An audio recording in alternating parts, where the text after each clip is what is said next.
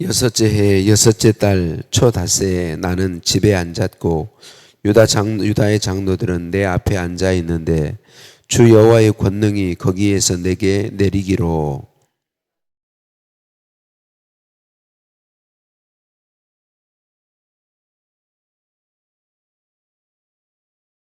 그가 손 같은 것을 펴서 내 머리털 한 모숨을 잡으며 주의 영이 나를 들어 천지 사이로 올리시고 하나님의 환상 가운데 나를 이끌어 예루살렘으로 가서 안뜰로 들어가는 북향한 문에 이르시니 거기에는 질투의 우상 곧 질투를 일어나게 하는 우상의 자리가 있는 곳이라.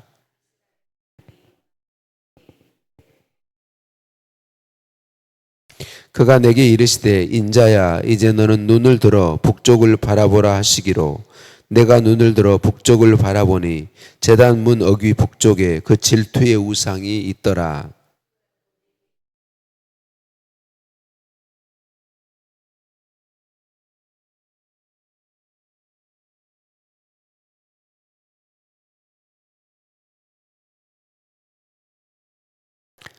그가 나를 이끌고 뜰 문에 이르시기로 내가 본즉 담에 구멍이 있더라.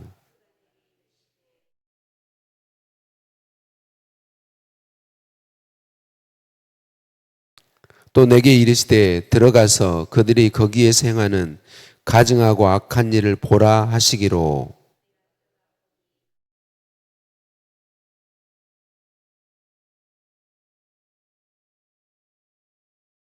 이스라엘 족속의 장로 중 70명이 그 앞에 섰으며 사반의 아들 야하사나도 그 가운데 섰고 각기 손에 향로를 들었는데 향연이 구름같이 오르더라.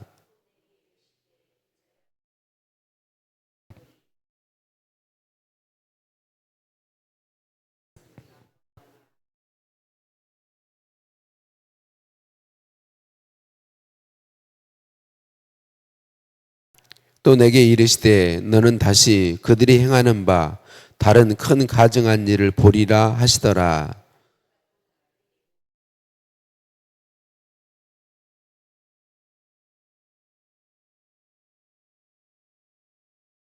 그가 또 내게 이르시되 인자야 내가 그것을 보았느냐 너는 또 이보다 더 큰 가증한 일을 보리라 하시더라.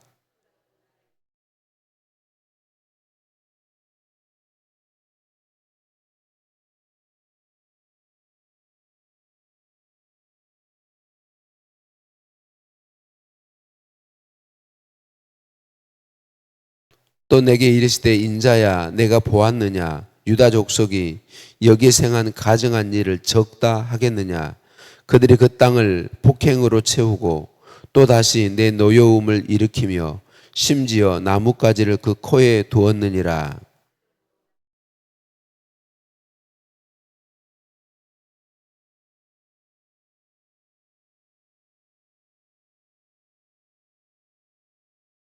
아멘. 인사 나누십니다. 사랑을 축복합니다. 사랑을 축복합니다. 할렐루야. 우리를 사랑하신 하나님께 찬양과 감사를 올려 드립니다. 아담의 타락으로 모든 사람은 하나님과의 관계가 끊어지고 멸망한 존재가 되었습니다. 멸망한 존재가 된 그런 우리 사람을 하나님은 버리지 아니하시고 사랑하셨어요. 그래서 찾아와 주시죠. 하나님께서 아브라함을 찾아와 주시고 아브라함의 후손 이스라엘 민족을 찾아와 주시고 그 백성을 하나님의 백성 삼아 주셨어요. 영원한 지옥 형벌 외에는 아무것도 없는 사람을 하나님이 찾아와 주심으로 사람이 소망이 있게 되었죠. 하나님만이 우리의 생명이요 복이시기 때문에 그 하나님이 찾아와 주심으로 소망이 있게 되었습니다. 하나님이 왜 아브라함을 찾아오시고 이스라엘 민족을 찾아오셨나요? 우리 사람을 사랑하셨기 때문이죠. 사랑 때문에 찾아오시고 시내산에서 그 백성과 언약을 맺어주시고 하나님께서 그 백성 가운데 성막 만들게 하시고 언약궤 만들게 하시고 언약궤 시온자 위에 은혜의 보좌 위에 임재해 주시겠다. 그래서 임재하셔서 그 백성 가운데 함께 주셨어요. 그런데 그들과 함께 하셨던 그 하나님이 오늘 6절 말씀에 하나님께서 그 백성에게서 멀리 떠날 수밖에 없다 그렇게 말씀합니다. 그 백성이 하나님을 그들에게서 떠나실 수밖에 없게 행하였다라고 말씀하고 있습니다. 유다 백성들이 행하는 악이 하나님을 그 유다 백성으로부터 떠나게 했다라고 하는 것입니다. 그들의 악이 얼마나 큰지 그들의 모든 삶에 우상이 가득했을 뿐만 아니라 이제는 하나님의 성전, 하나님만을 섬기게 할 성전까지 우상으로 가득 채워져 있다고 하나님께서 말씀하십니다. 그 우상 숭배로 가득한 성전을 하나님이 보여주시죠. 하나님께서 두 번째 환상으로 에스겔에게 오늘 보여주신 것이죠. 하나님께서 두 번째 환상, 여섯째 해 여섯째 달 초닷새에 에스겔에게 두 번째로 임해 주셨습니다. 여섯째 해라고 하는 말은 에스겔이 포로로 잡혀가서 간지 6년째 되는 해 그렇게 말하고 있습니다. 6년째 되는 해에 1장 1절의 첫 번째 환상 1절부터 첫 번째 환상을 본 때로부터 14개월이 지났을 때 이 두 번째 환상을 보았고 포로로 잡혀와 있는 유다 백성들 중에 장로 몇 사람이 에스겔의 집에 함께 있었다라고 말하고 있습니다.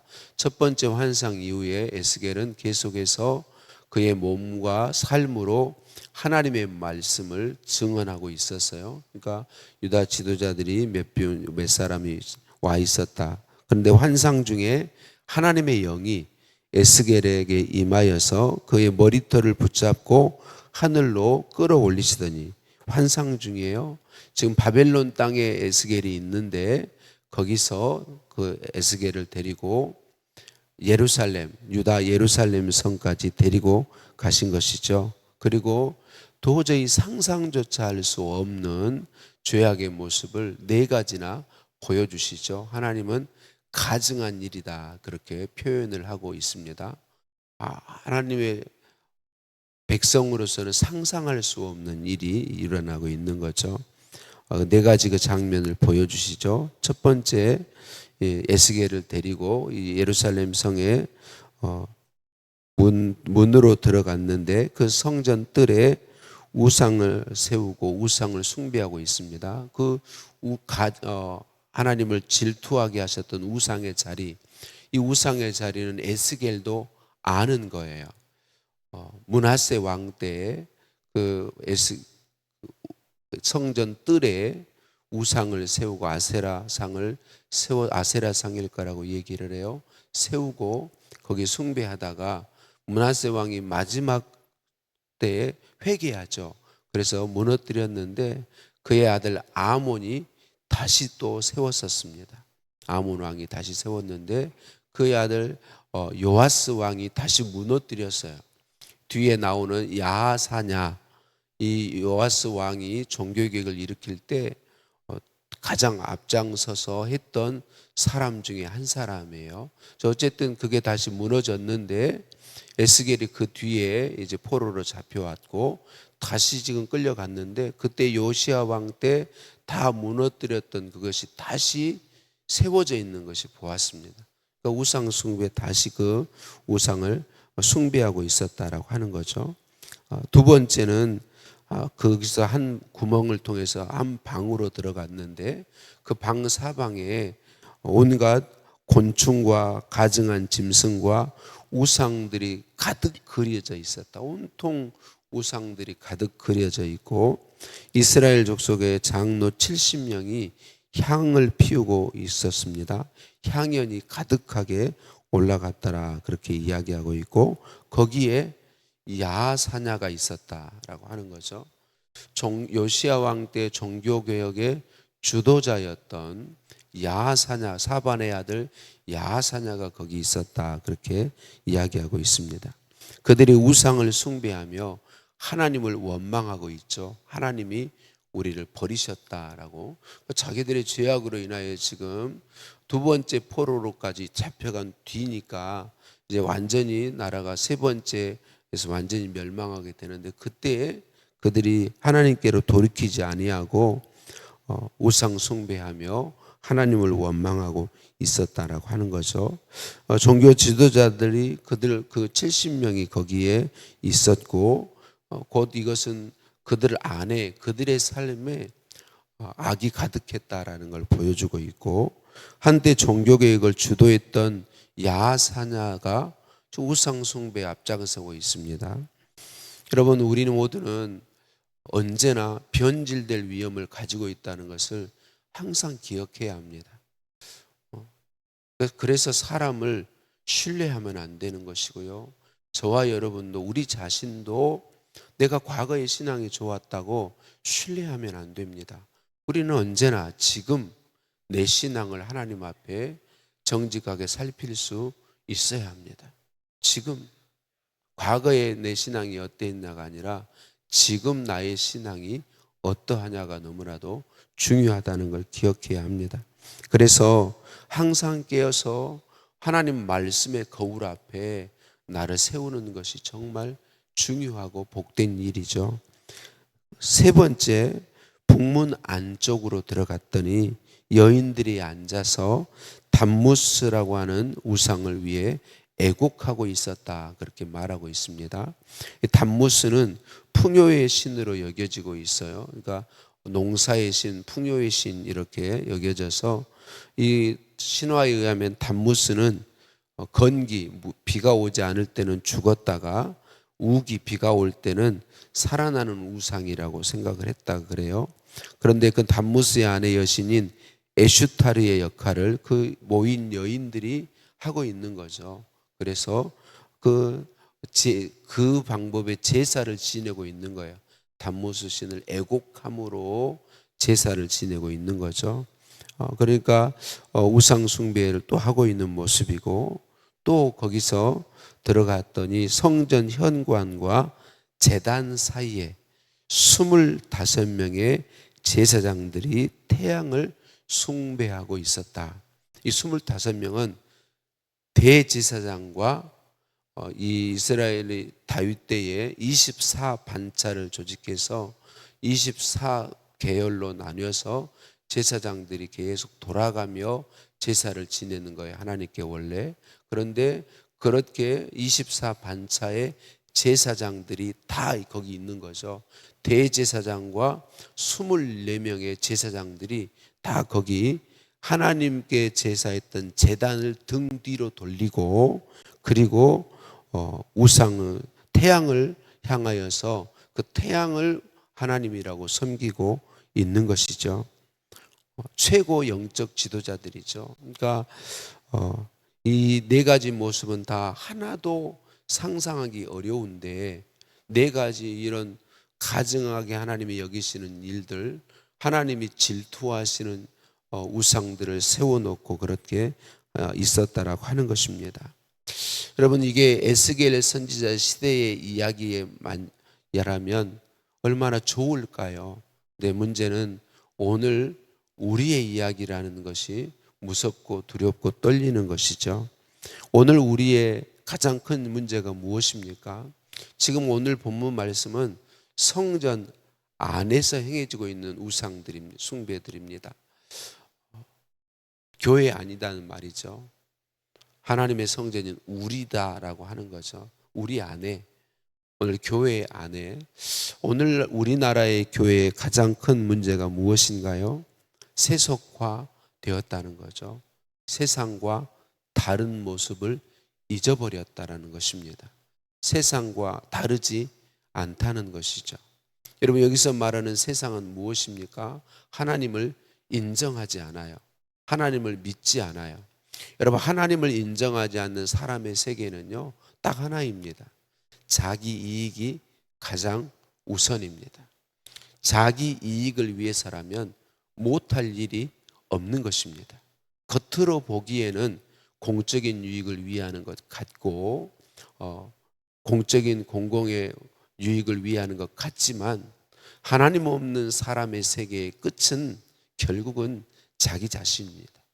자기 이익을 위해서 물불 가리지 않는 것입니다. 어떤 속임수도 마다하지 않는 것입니다. 오늘날 우리나라의 교회에, 저의 삶에, 여러분의 삶에 우리를 포함해야 합니다. 예수님 믿고 있는데, 교회 열심히 잘 다니고 있는데 자기 자아를 원하는 우상이 가득해 있다는 거죠. 그러니까 상상할 수 없는 일들이 일어나고 있는 것이죠. 얼마나 많은 목사님들이 상상할 수 없는 제약에 무너지고 있는지 모르죠. 얼마나 많은 교회 지도자들이, 영적 지도자들이 문제 가운데 빠져 있는지 모르죠. 얼마나 많은 성도님들이 문제 가운데 빠져 있는지 모릅니다. 교회 다니고 있는데. 여러분, 우리는 우리 자신을 살펴보아야 합니다. 세상과, 하나님 없는 세상과 하나님을 믿는 우리의 다른 점이 무엇입니까? 세상은 하나님의 뜻이나 하나님이나 하나님의 영광을 우선순위에 두지 않습니다. 교회는, 예수 믿는 우리는 하나님 그분과 하나님의 영광, 하나님의 뜻이 나보다 언제나 우선순위입니다. 그런데 문제는 저와 여러분이 계속해서 세상과 똑같아지도록 계속 유혹받고 있다는 것입니다.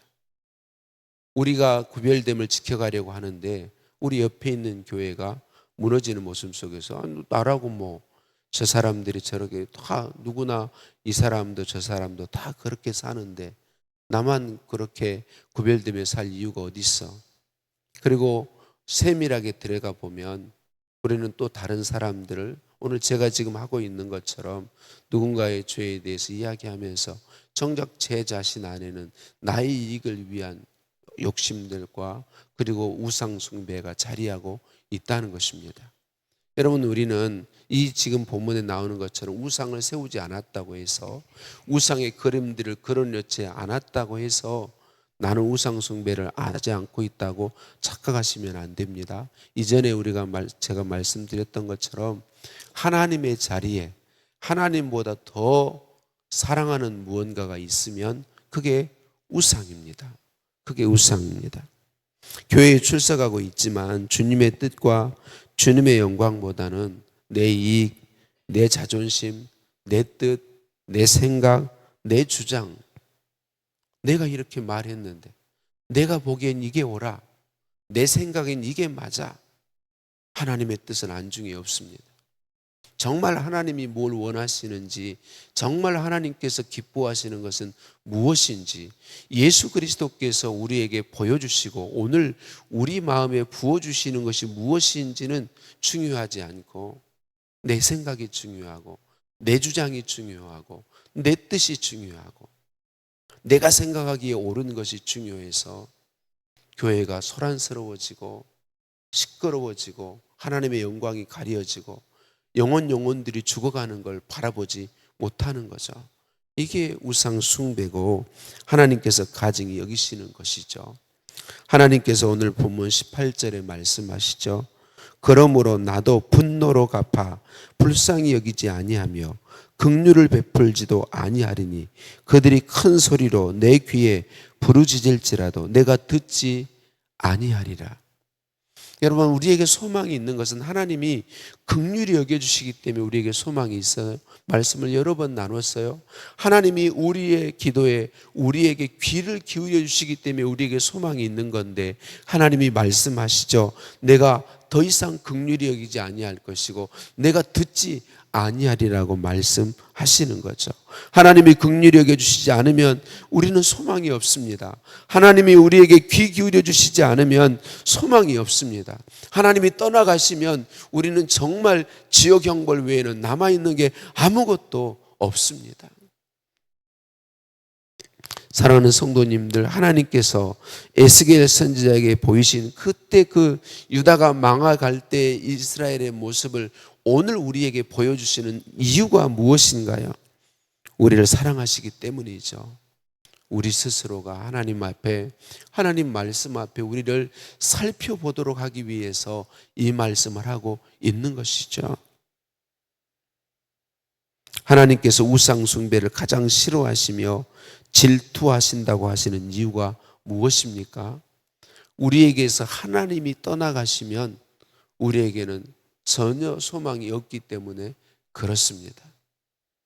우상 숭배는 여러분 우리를 완전히 멸망으로 이끌어가기 때문에 그렇습니다. 하나님께서 왜 하나님만 섬기라고 말씀하시는 것일까요? 아니, 하나님도 섬기며 우리가 좋아하는 다른 것도 섬기면 될 텐데 왜 하나님만 섬기라고 하시는 걸까요? 하나님만 섬기는 것만이, 하나님만 생명이시고 복이시고 소망이시기 때문에 그러한 것이죠. 하나님의 경고로 우리 자신을 오늘 주님 앞에 살피십시다. 하나님을 찾고 구하고 하나님 앞에 애통하십시다. 요한일서 1장 9절에 하나님 말씀하셨어요. 만일 우리가 우리 죄를 자백하면 그는 미쁘시고 의로우사 우리 죄를 사하시며 우리를 모든 불의에서 깨끗하게 하실 것이요. 우리가 우리의 죄악됨을 인정하고 회개의 자리로 가면 예수 그리스도의 보혈로 우리 죄를 씻으시고 우리를 깨끗게 하셔서 하나님이 우리와 함께 하시면서 하나님 자녀의 영광을 드러내고 하나님 계신 것을 드러내는 삶을 살게 하시겠다고 말씀하고 있는 것이죠.